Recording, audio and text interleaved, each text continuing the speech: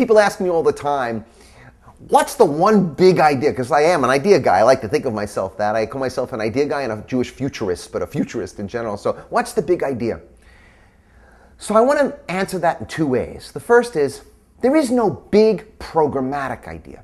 There is no big programmatic idea. There's thousands of programs and that wind up creating a healthy body politic. And the most important thing there is people ought to follow their passions. That's the single most important thing. Do not support things that you don't believe in simply because you think they're going to work. That destroys a culture. That destroys the kind of psychological and spiritual authenticity of a culture. Support things that align with your values and your passions, and everything will be okay.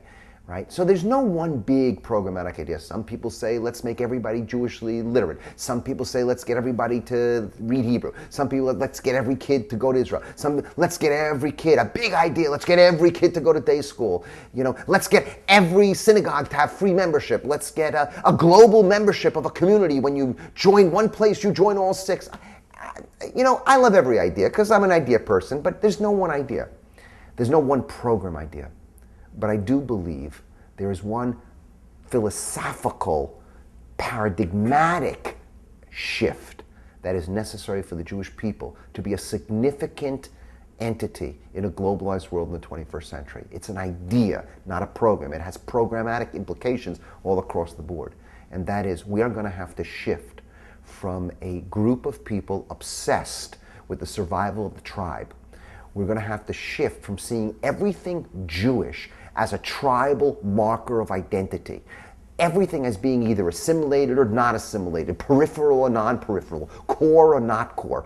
We're going to have to shift from using Judaism as a tribal group belonging marker to seeing Judaism as a wisdom and practice that can improve anyone's life. Now, this is going to be a massive shift, and I'm actually not 100% sure we can make the shift. We may have reached the tipping point where there's simply not enough people who care about Judaism enough to make the shift to a wisdom. Because almost everyone left who cares significantly about Judaism doesn't think the wisdom makes any difference. They fundamentally are tribalists, and the range is from people who are violent tribalists, because we have our own too, to people who are nostalgic tribalists who simply want to get people to do something Jewish so that they can mark them as Jewish, independent of the relationship between whatever it is they get them to do Jewish and the fact that their lives are better psychologically, spiritually, morally, and ethically. If you need an example, here's what I mean. It'd be very nice if everybody has a mezuzah. But the fact is, most Jews who care about other Jews having a mezuzah, the reason they want them to have a mezuzah is because then they'll know they're doing some Jewish act. And they can walk and they'll know, oh my God, there's a Jew, they have a mezuzah. Those types of reasons are going to destroy the Jewish people in the globalized world. I'm not against the people, but the people always has to be matched to purpose. So it turns out that mezuzah as tribal marker of my home is Jewish will be relatively insignificant in this next piece of Jewish history. Less and less and less people will have a mezuzah if that's the reason.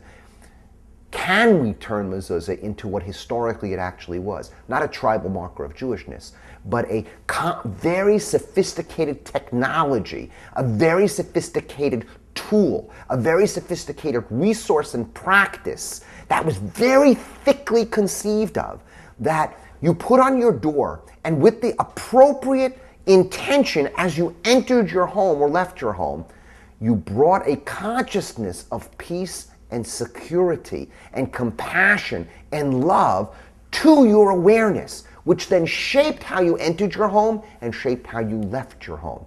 Now, it turns out in the world, we definitely need that. We definitely need the kind of technology that would help people make the transition from the street to their private home, from their private home to the marketplace, because right now, those two places have been split. So it turns out it's a phenomenal technology, but it is not a technology that measures you as a tribal member. It is the technology that is designed to help get a specific job done, the job done to make you a more aware, morally, psychologically, spiritually compassionate love in the transition between your home and the outside space. Now, the big idea is, can everything Jewish, every teaching of Jewish, every program design, every institution, can every single Jewish institution begin to understand that its role is to use Jewish wisdom in practice, in whatever it's doing, to help people, individuals and groups of people, improve their lives psychologically, spiritually, morally,